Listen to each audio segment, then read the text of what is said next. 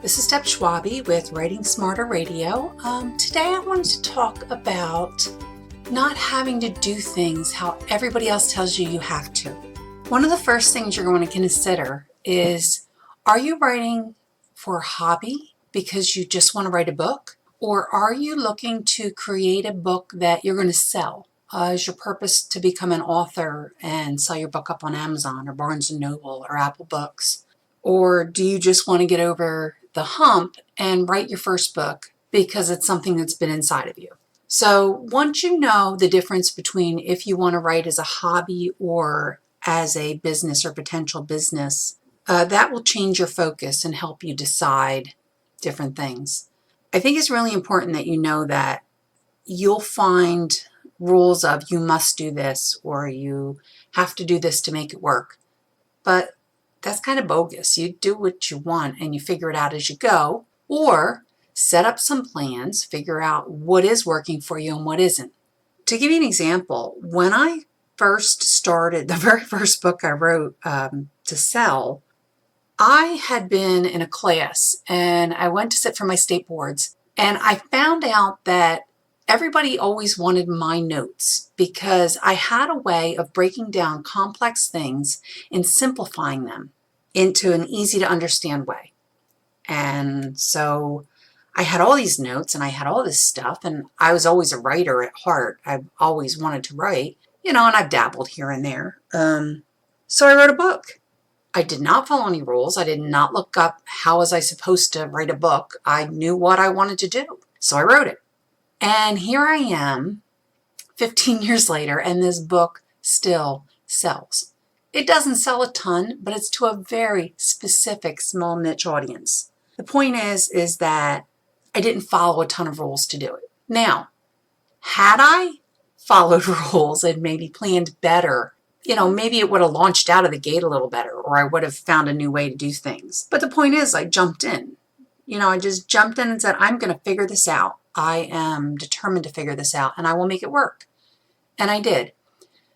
Now, when I got into fiction, it was a little bit different because it wasn't a matter of arranging notes in an organized manner. Rather, it was about storytelling. So when you're writing fiction versus nonfiction, there are different elements that you want to follow. Now, nobody says you have to do it one precise way.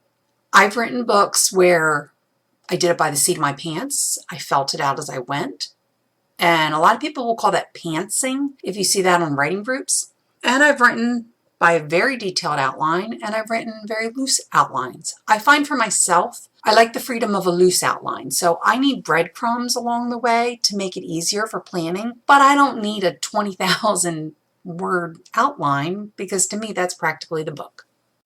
If you go to my website at writingsmarter.com, you can get some free downloads. One of them is just tips and tricks for editing and help. And then there's a word count tracker.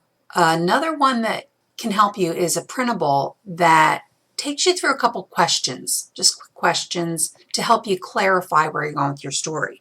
For example, who is your story about? Knowing who your character is, obviously important, but what do they want in your story?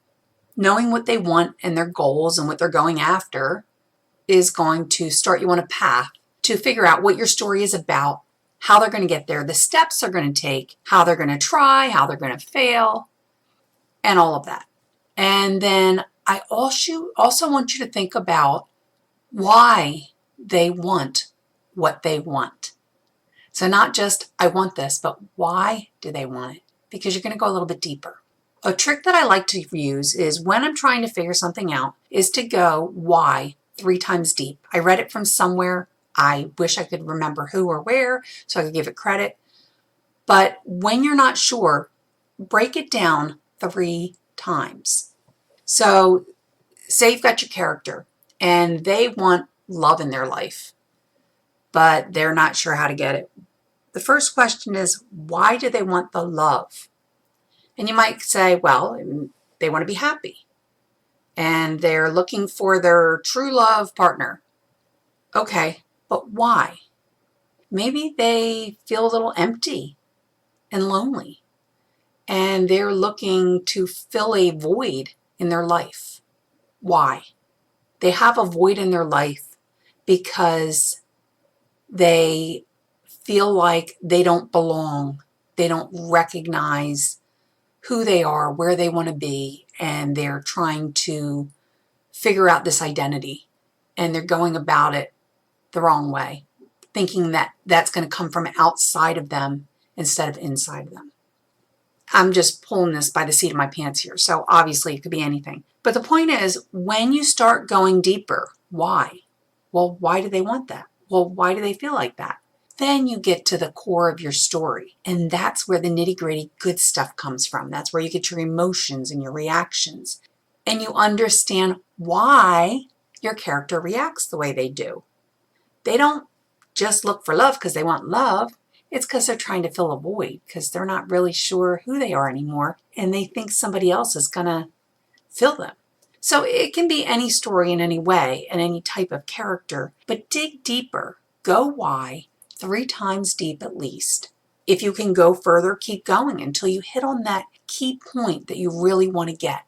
You'll have an aha moment. You'll be like, yes. It'll trigger something in you, and you'll know that there's more to your story than you thought. That's where the good stuff comes from. That's how you direct your story.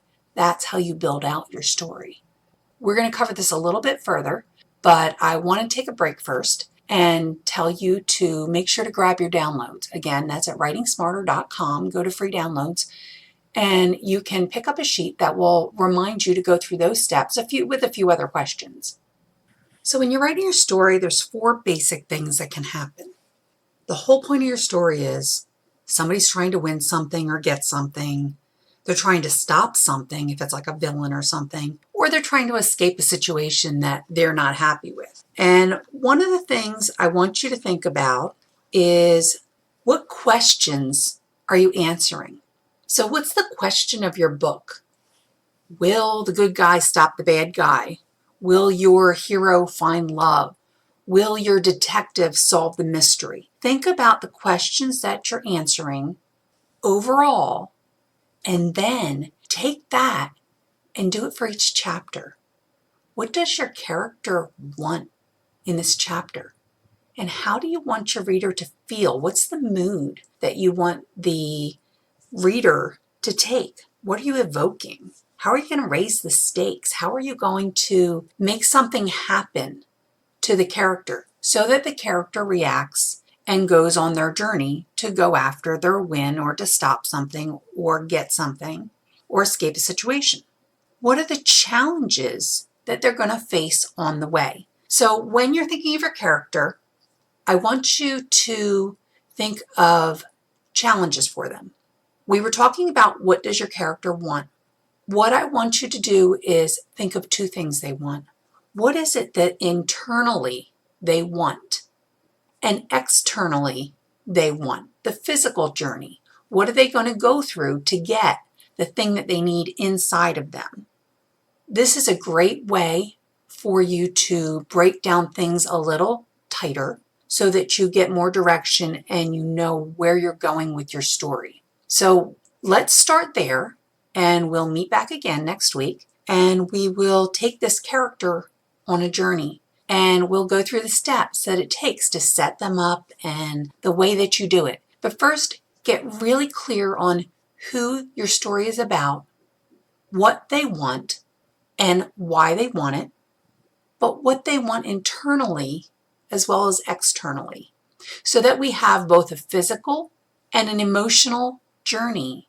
And these are going to kind of braid together. They're going to overlap each other through the process, because a story is not just the act of walking somewhere and doing something. We want to know how the character grows and changes and reacts. So look at your internal and external motivation, and we'll go from there next week.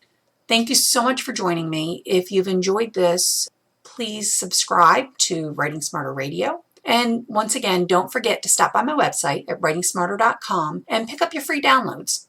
Thank you so much for your time. I appreciate you listening, and have a great day. Bye-bye.